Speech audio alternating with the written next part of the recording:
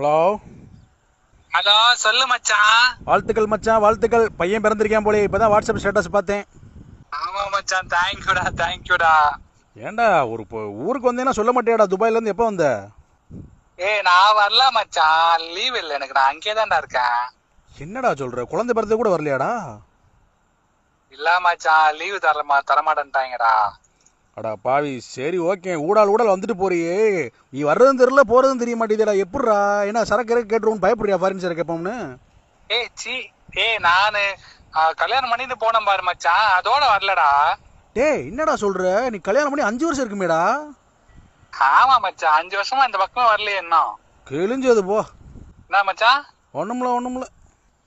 மச்சான், அப்புறம் பையனுக்கு அரவிந்த்னு பேர் வைக்கலான்னு இருக்கேன், நல்லா இருக்கா? அரவிந்துன்னு வைக்காத, அடுத்தவன் விந்துன்னு வை.